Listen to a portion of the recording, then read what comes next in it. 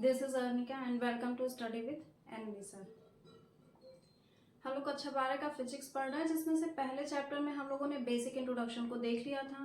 Basic introduction में हम लोगों ने क्या देखा था कि विद्युत आवेश क्या होता है और विद्युत आवेश के कितने प्रकार होते हैं, और जो आवेश होता है उस पे किन किन चीज़ों का प्रभाव पड़ता है। यानी कि आवेश के हम लोगों ने गुण को देख लिया था, जिसमें से हम लोगों ने आवेश का संरक्षण देख लिया था, योज्यता नियम देख लिया था, और आवेश पर वेग का प्रभाव पड़ता है कि नहीं, ये सारी चीज़ों को हम लोगों ने देख लिया था।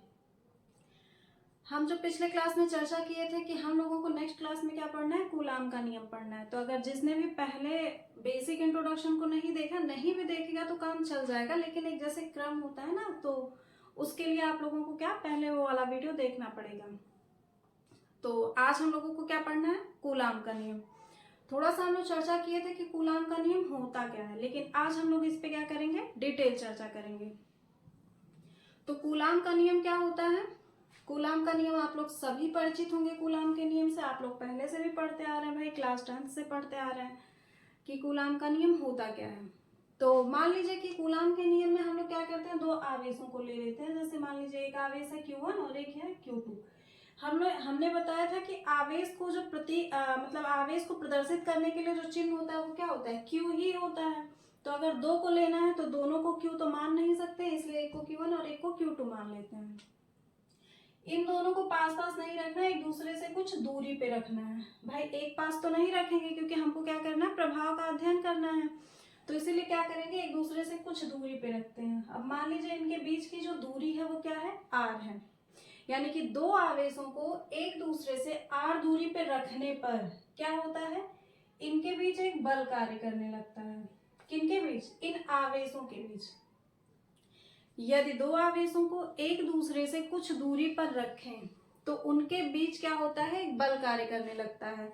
और वो बल भी हमारा क्या होगा, या तो आकर्षण का होगा और या तो प्रतिकर्षण का होगा।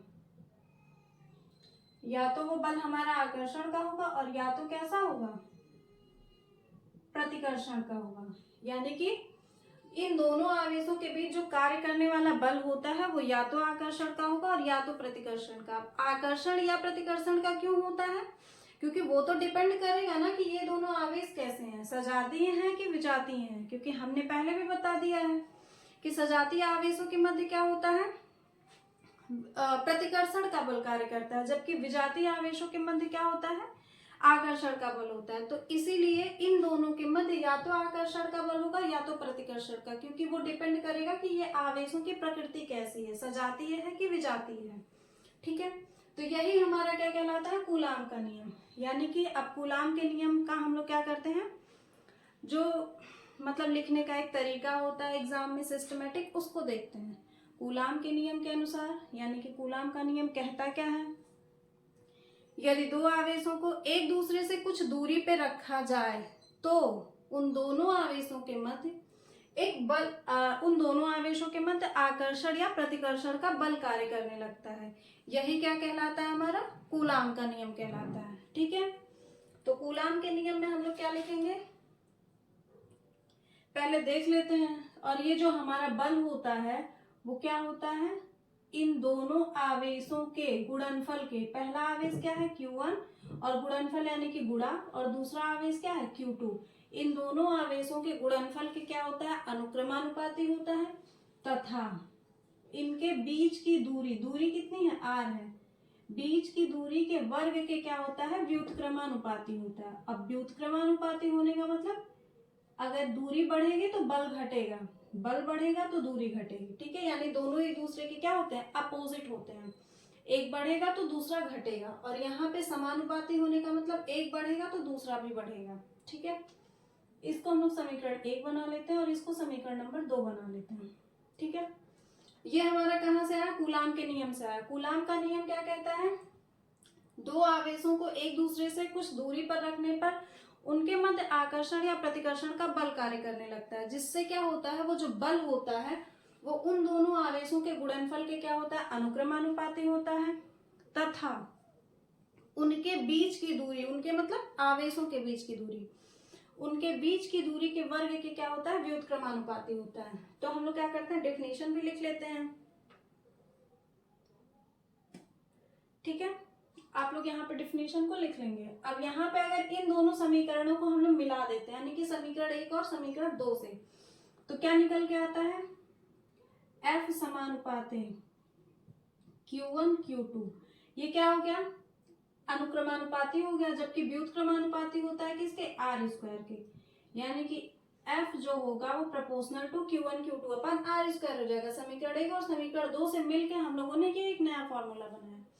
अब यहाँ पे जब अनुक्रमानुपाती का चिन्ह हटता है तो क्या आता है, एक स्थिरांक आता है। वो स्थिरांक हमारा क्या हो जाएगा, k हो जाएगा। k क्या हो जाएगा, Q1 Q2 बटे आर स्क्वायर हो जाएगा। अब अगर हम लोगों ने कोई स्थिरांक लाया है तो उसका कुछ ना कुछ नाम होगा, यानी कि k को हम लोग क्या कहेंगे, ठीक है। तो जहां k क्या होता है, या तो हम सिर्फ इसको नियतांक भी कह सकते हैं, k क्या है, एक नियतांक है, या तो k क्या है, इसका जो नाम है स्थिर विद्युतीय नियतांक।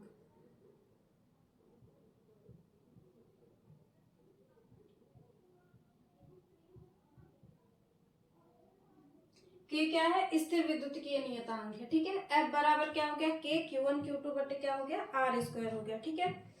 यहाँ पे k का हम लोगों को मान देखना है कि k का मान क्या होता है। k का मान होता है 1/4 पाई एप्सिलॉन नॉट होता है, ठीक है। k का मान होता है 1/4 पाई एप्सिलॉन नॉट, और इसको भी अगर हम लोग हल करते हैं तो यहाँ पे हमको पता चलता है कि 9 गुणे 10 के घाते 9 होता है। अब 9 गुणे 10 के घाते 9 क्या, मात्रक भी आगे होगा। तो हम लोग देख लेते हैं कि अगर हमको k का मात्रक निकालना हो तो कैसे निकालेंगे। यहाँ पे आते हैं, k का मात्रक यहीं से निकलेगा। भाई अगर k का मात्रक निकालना है तो k को यहीं रखते हैं, बाकी चीजों को बराबर के दूसरी तरफ भेजते हैं। तो बराबर के एक तरफ क्या है, f है, आर स्क्वायर नीचे है, बराबर के दूसरी तरफ जाएगा तो क्या हो जाएगा, ऊपर हो जाएगा। और जो चीजें ऊपर होती हैं बराबर की दूसरी तरफ आती हैं तो क्या हो जाती हैं, नीचे हो जाती हैं। यहाँ पे बचा क्या रह गया, k, ठीक। मात्रक निकाल रहे हैं तो सबका मात्रक लिखना पड़ेगा। f का मात्रक क्या होता है, न्यूटन, f मतलब बल, और बल का मात्रक क्या होता है, न्यूटन होता है। r मतलब क्या होता है, दूरी, दूरी का मात्रक सबको पता है मीटर। अब जब r स्क्वायर है तो इसका मात्रक क्या हो जाएगा, मीटर का स्क्वायर हो जाएगा, बटे Q1 Q2 क्या है, आवेश है, और आवेश का मात्रक क्या होता है, कूलाम। तो इसका भी मात्रक कूलाम, इसका भी मात्रक कूलाम, तो मिलके क्या बनेंगे, कूलाम स्क्वायर।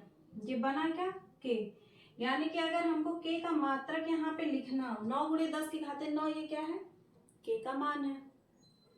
तो मात्रक के रूप में क्या लिखेंगे, न्यूटन मीटर स्क्वायर प्रति कूलाम स्क्वायर। हमने यहाँ पे बता दिया कि कहाँ से आया है मात्रक, तो हम क्या लिखेंगे, न्यूटन मीटर स्क्वायर प्रति कूलाम स्क्वायर।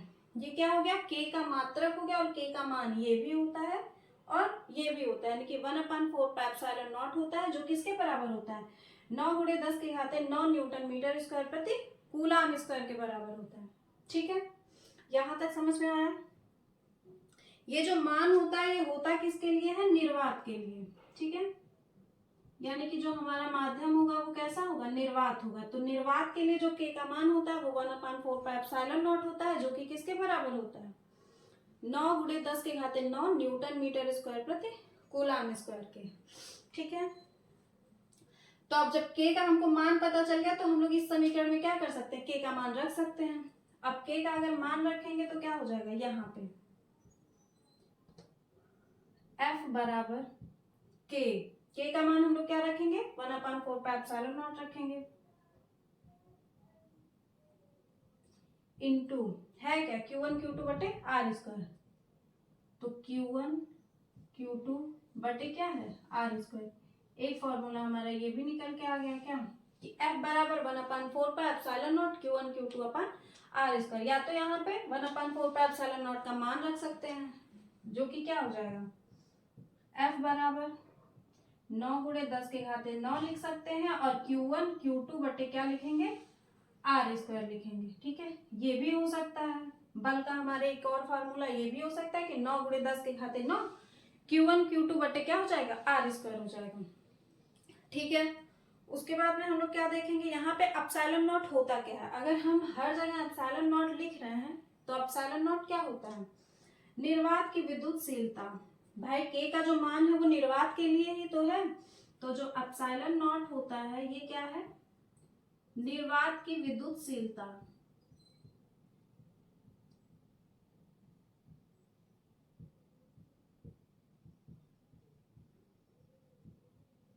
निर्वात की विद्युतशीलता होती है, ठीक है। अब यहाँ पे अगर हम लोग यहाँ पे एक कूलाम क्या करें, बल की अगर परिभाषा निकालें हम लोग, ठीक है, तो Q1 का मान 1 रखेंगे, Q2 का भी मान रखेंगे और R का भी मान अगर हम लोग 1 रखते हैं तो हम लोग क्या निकालेंगे वहां पे, एक कूलाम की परिभाषा निकालेंगे, यानी कि निर्वात। पहले देखते हैं Q1 बराबर Q2 बराबर अगर 1 रख दें, ठीक, और R का मान भी हम लोग क्या रख दें, 1 मीटर रख दें, तो जो F का मान होगा वो किसके बराबर हो जाएगा, यानी यहाँ पे रखते हैं F का मान क्या हो जाएगा, 9 गुणे 10 के घाते 9 और गुणे ये तो 1 गुणे 1 सब 1 1 1 क्या सब वही रह गया, यानी कि जो F का मान आया वो क्या आया, 9 गुणे 10 के घाते 9 आ गया, ठीक है। और ये क्या होता है, बल का मात्रक न्यूटन होता है, यानी न्यूटन में आएगा। तो यहां से हम लोग क्या कर सकते हैं कि अगर निर्वात अथवा वायु में रखे दो समान आवेशों को, ठीक है, जिनके बीच की दूरी 1 मीटर है, तो उनके मध्य जो बल होता है वो कितने का लगता है, 9 गुणे 10 के घाते 9 न्यूटन का बल लगता है, ठीक है। तो इस चीज को आप लोग क्या करेंगे, याद रखेंगे कि निर्वात अथवा वायु में रखे दो समान आवेश, दोनों का मान क्या है, समान है, दो समान आवेशों के मध्य अगर 1 मीटर की दूरी हो तो उनके बीच जो कार्य करने वाला बल होगा वो कितना होगा, 9 गुणे 10 के घाते 9 न्यूटन का बल कार्य करेगा, ठीक है। हाँ, उसके बाद हम लोग क्या देखते हैं यहाँ पे,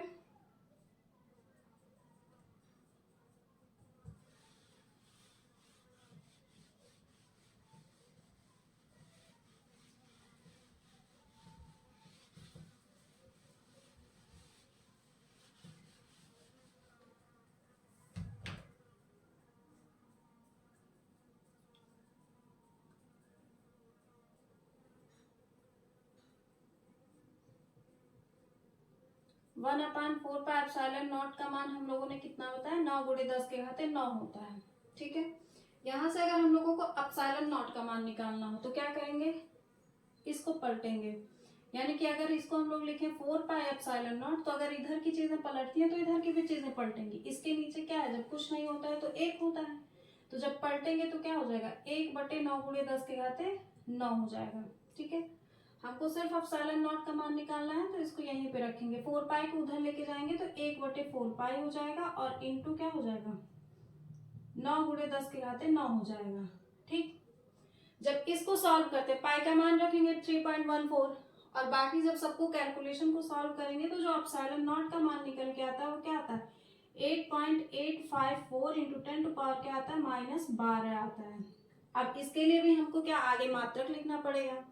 अब फिर से हम मात्रक कैसे निकालेंगे, जैसे यहाँ से निकाले थे, के का मात्रक जैसे निकाले थे वैसे ही यहाँ से भी क्या करेंगे हम लोग, ε0 का मात्रक निकालेंगे, ठीक है। तो ε0 बराबर कितना आ गया,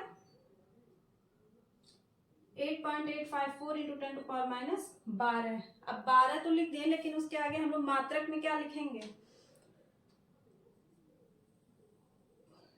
देखते हैं।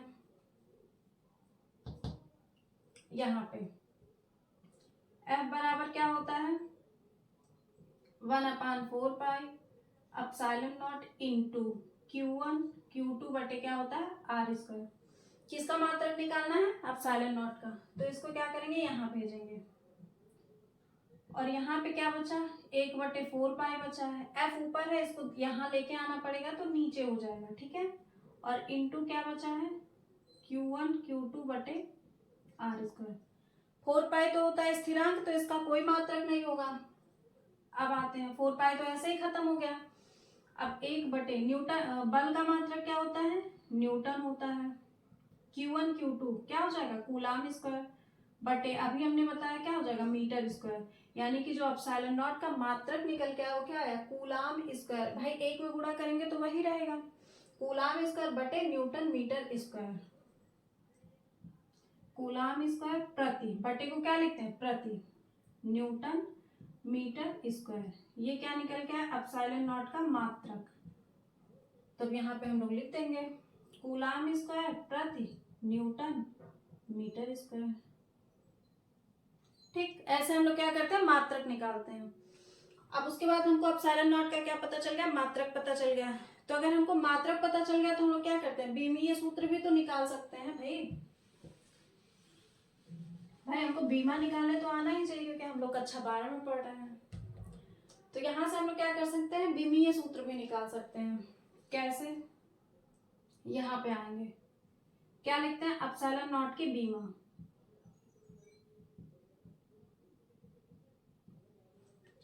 एप्सिलॉन नॉट की बीमा निकालने के लिए हम लोग क्या करेंगे, 1/, अभी हमने बताया कि 4 पाई, यहाँ पे ये वाला फॉर्मूला, ये 1/, क्या हो जाएगा 4 पाई एफ और इंटू क्या है Q1 की बीमा और Q1 की बीमा और गुणे क्या हो जाएगा Q2 की बीमा बटे क्या हो जाएगा आर स्क्वायर की बीमा। ठीक, 4 पाई क्या होता है कांस्टेंट है तो इसकी कोई बीमा होगी नहीं। एफ की जो बीमा होती है, एफ का मात्रक क्या होता है न्यूटन होता है और सबको पता है कि जो बल का बीमा होता है वो क्या होता है ml/t पे -2 होता है। ठीक है, यानी कि बल का बीमीय सूत्र तो आप लोगों को पता ही है ना कि क्या होता है ml/t पे -2। और हमने बताया था पिछले क्लास में कि Q बराबर क्या होता है AT होता है, मतलब IT होता है और I की बीमा A और T की T, यानी कि जो आवेश है उसकी बीमा क्या होती है AT होती है।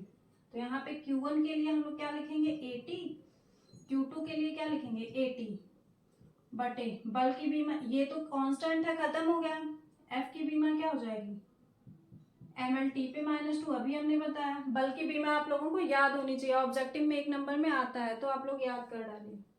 आर स्क्वायर की बीमा क्या होती है भाई एल स्क्वायर हो जाएगा, भाई दूरी को हम लोग एल होता है। अब इसको देखते हैं ए टी क्या हो जाएगा ए स्क्वायर टी स्क्वायर हो जाएगा बटे क्या है यहाँ पे एल पे जब कोई घात नहीं है तो एक घात होगी, तो 2 घात यहाँ से और एक मिलके क्या हो जाएगा एल पे 3 की घात होगी, यानी कि एम एल का क्यूब होगा और टी पे क्या होगा -2 होगा। ठीक है, अब उसके बाद क्या करते हैं इसको ऊपर लेके जाते हैं। तो जब इसको ऊपर लेके जाएंगे तो क्या ऊपर तो पहले से ही ए स्क्वायर टी स्क्वायर है और साथ में हमारा जो नीचे की चीजें जब ऊपर जाती हैं तो घातें हमारी अगर प्लस में होती हैं तो माइनस में हो जाती है और अगर माइनस में होती हैं तो क्या हो जाती हैं प्लस में हो जाती हैं। तो इसको अगर हम ऊपर लेके जाएंगे तो m पे होगा -1 और l पे क्या हो जाएगा 3 है तो क्या हो जाएगा -3 हो जाएगा और t पे -2 है तो वो क्या हो जाएगा +2 हो जाएगा। अब उसके बाद अगर इतना हो गया तो हमारा बचा क्या है, जो लिखने का हमारा क्रम होता है हमने पहले भी बताया m को ही लिखा जाता है, तो m पे -1 हो जाएगा और l पे क्या हो जाएगा -3 हो जाएगा और a स्क्वायर होगा और यहाँ पे t पे 2 और t पे 2 मिल के यहाँ पे क्या हो जाएगा t पे 4 हो जाएगा। ये हमारा क्या आ गया एप्सिलॉन नॉट की बीमा आ गई। ठीक है, यानी कि एप्सिलॉन नॉट का बीमीय सूत्र क्या होता है m पे -1 l पे -3 a स्क्वायर और t पे क्या होता है 4 होता है। ये होता है, यहाँ पे हमने मात्रक बताया कूलाम स्क्वायर प्रति न्यूटन मीटर स्क्वायर और यहाँ पे क्या होता है एप्सिलॉन नॉट यानी निर्वात के विद्युतशीलता की बीमीय सूत्र हमने बता दिया। ठीक है, उसके बाद हम लोगों को क्या देखना है, जब बीमा भी देख लिए तो अब देखते हैं कूलाम के नियम का सदिश स्वरूप। कूलाम के नियम में हम लोगों को क्या देखा, कूलाम का नियम देख लिया। उसके बाद में कूलाम के नियम से जो फॉर्मूला निकला वहां से हमने क्या किया एक स्थिरांक बनाया था k, जिसका हम लोगों ने मात्रक देख लिया। उसके बाद में k का जो मान होता है 1/4 पे एप्सिलॉन नॉट होता है, जहां पे एप्सिलॉन नॉट क्या होता है निर्वात की विद्युतशीलता, उसका हम लोगों ने मात्रक निकाला और उसका भी विमीय सूत्र निकाला। उसके बाद में अब देखते हैं क्या कहते हैं हम लोग कूलाम के नियम का सदिश स्वरूप, यानी कि इसको वेक्टर फॉर्मूले में कैसे लिखते हैं। तो देखते हैं क्या होता है। भाई फिजिक्स तो बोरिंग सब्जेक्ट है ही, लेकिन अगर उसको आप लोग बोरिंग तरीके से पढ़ेंगे तो भाई बात तो बिगड़ेगी। लेकिन एक बार फिजिक्स को जिसने अच्छे से तैयार कर लिया फिर वो पूरी जिंदगी साथ नहीं छोड़ती है फिजिक्स। तो क्या हमको देखना है, कूलाम के नियम का सदिश स्वरूप।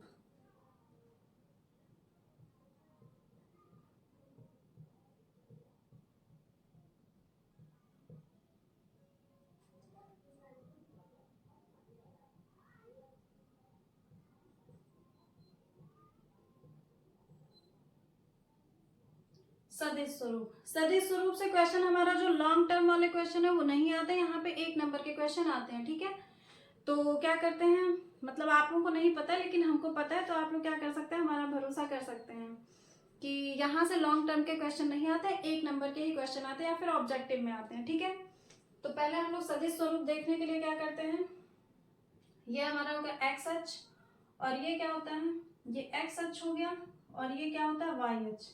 यहाँ पे आप सभी को पता होता है क्या होता है, 0 0 होता है। यहाँ पे मान लीजिए Q1 क्या है, कोई आवेश है, यहाँ पे जो आवेश है वो क्या है, Q2 है। इनके जो बीच की दूरी है ये वेक्टर R1 है, और इनके बीच की दूरी जो है वो वेक्टर R2 है। ठीक है, तो यहाँ पे जो बल कार्य करेगा, भाई हमने पहले भी कहा जब एक कुछ दूरी पे रखते हैं तो क्या होता है, उनके बीच में एक बल कार्य करता है। तो यहाँ पे जो बल कार्य करेगा वो इस दिशा में करेगा, और यहाँ पे जो बल कार्य करेगा वो इस दिशा में करेगा। ठीक है, तो यहाँ पे जो कार्य बल करता है वो Q1 पर, यानी कि आवेश Q1 पर Q2 के कारण बल कार्य करता है, यानी कि आवेश 1 पर 2 के कारण क्या होता है, बल कार्य करता है। अब आवेश 2 पर जो बल कार्य करेगा, यानी कि F2, आवेश 2, Q2 की बात है ना, तो आवेश 2 पे जो बल कार्य करेगा वो किसके कारण, पहले आवेश के कारण, यानी इसको क्या लिखेंगे, 2 1। यही होता है क्या, हमारा सदिश स्वरूप। यानी कि यहाँ पे जो बल कार्य करेगा 1 पे वो 2 के कारण होगा, और यहाँ पे 2 पे जो बल कार्य करेगा वो 1 के कारण होगा, और दोनों कैसे होंगे, एक दूसरे के विपरीत होंगे। यानी कि F12 बराबर क्या हो जाएगा, F-21। यहाँ पे माइनस चिन्ह क्या बताता है कि ये दोनों बल क्या हैं, एक दूसरे से विपरीत दिशा में लग रहे हैं। ठीक है, यहाँ पे ये माइनस, ये बल क्या है, बराबर, मतलब बराबर है, यानी कि ये बल परस्पर क्या है, समान है, ये बल परस्पर समान है। लेकिन जो माइनस साइन है वो क्या बता रहा है कि ये क्या है, विपरीत दिशा में है।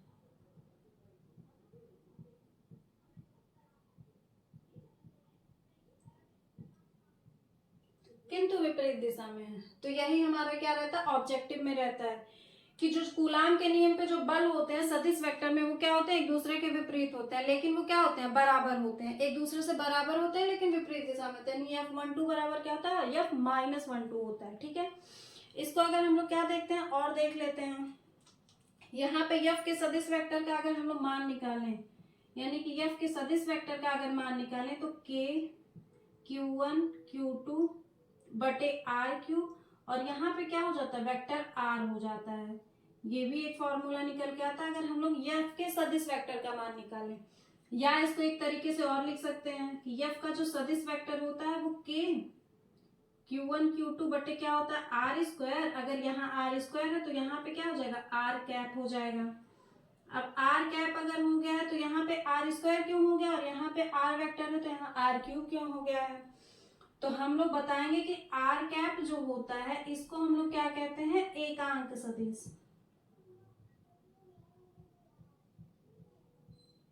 एकांक सदिश कहते हैं, और इसका जो मान होता है वो क्या होता है, वेक्टर R बटे R होता है। तो जब यहाँ पे हम लोग मान रखेंगे वेक्टर R बटे R, तो यहाँ वेक्टर R आ जाएगा, और नीचे जो R होगा उसका R स्क्वायर के साथ गुणा होगा तो यही आ जाएगा। ठीक है, यानी कि F वेक्टर के यहाँ से 2 फॉर्मूले निकल के आते हैं। यही हमारा क्या है, कूलाम के नियम का सदिश स्वरूप है। चित्र बनाएंगे और ये इतना लिख देंगे, 1 नंबर आराम से मिल जाएगा। ठीक है, 1 ही नंबर में आता भी है। उसके बाद हम लोगों को क्या देखना है आगे, कूलाम के नियम से संबंधित कुछ महत्वपूर्ण तथ्य को देख लेते हैं कि मतलब कूलाम का नियम जो होता है हमारा वो कैसे काम करता है, क्या होता है क्या नहीं, उस महत्वपूर्ण कुछ पॉइंट्स को देख लेते हैं। 2-3 पॉइंट है, उसके बाद उसको देख लेते हैं। तो जो कूलाम का नियम है, हेडिंग लगाएंगे कूलाम के नियम से संबंधित महत्वपूर्ण तथ्य।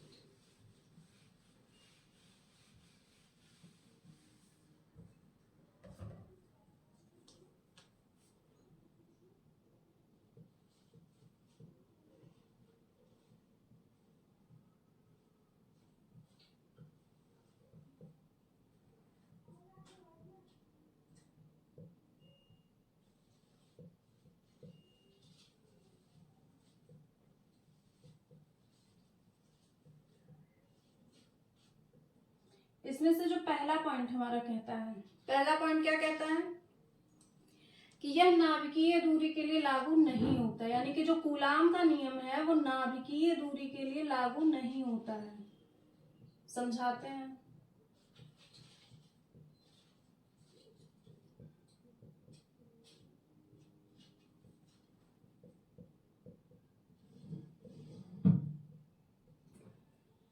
नाभिकीय दूरी के लिए लागू नहीं होता है, इसका क्या मतलब है? मान लीजिए दो हमारे आवेश हैं Q1 Q2, इन दोनों के जो बीच की दूरी है, ठीक है, इन दोनों के जो बीच की दूरी है अगर 10 के घाते -15 मीटर से ज्यादा है,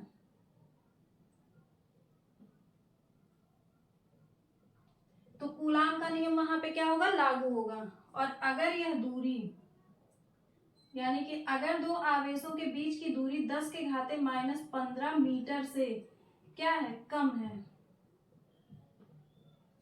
तो कूलाम का नियम लागू नहीं होगा। यानी कि अगर दो आवेशों के बीच की दूरी 10 के घाते -15 मीटर से ज्यादा है तभी कूलाम का नियम हमारा वहां पे लागू हो पाएगा। अगर दोनों के बीच की दूरी 10 के घाते -15 मीटर से कम है तब वहां पे हमारा क्या? कूलाम का नियम फॉलो नहीं होगा। तो इसी का मतलब क्या है? जो नाभिकीय दूरी होती है वो कितनी होती है? 10 के घाते -15 मीटर होती है।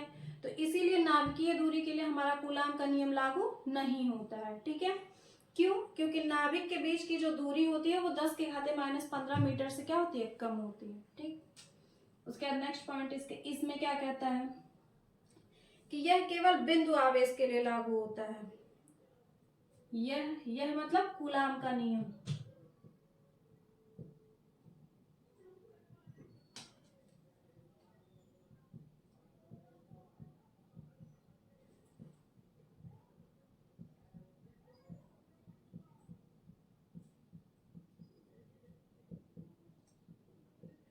यह केवल बिंदु आवेश के लिए लागू होता है, बड़े गोलीय आवेश के लिए लागू नहीं होता है।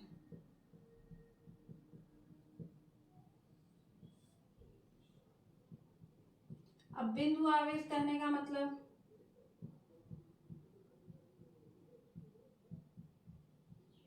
लागू नहीं होता है, मतलब बहुत ही छोटे आवेश के लिए। बिंदु आवेश मतलब, भाई बिंदु का मतलब क्या? ये बिंदु हो गया, ठीक है, तो मतलब ये बहुत छोटे आवेश के लिए लागू होता है, बड़े आवेश के लिए नहीं। क्या कह रहा है? बड़े गोलीय आवेश के लिए लागू नहीं होता है। यानी जो कूलाम का नियम होता है वो बहुत छोटे आवेश के लिए लागू होता है, बड़े आवेश के लिए लागू नहीं होता है। और जो कूलाम का नियम होता है वो क्या होता है? नाभिकीय दूरी के लिए लागू नहीं होता है। क्यों नहीं होता है? क्योंकि नाभिक के बीच की दूरी हमारे 10 के घाते -15 मीटर से क्या होती है? कम होती है। और कूलाम के नियम के लिए ये क्या है? नियम है कि जो कूलाम का नियम होगा वो अगर किसी भी आवेश के बीच की दूरी 10 के घाते -15 मीटर से कम है तो वहां पे कूलाम का नियम लागू नहीं होगा। उनके लिए क्या होगा?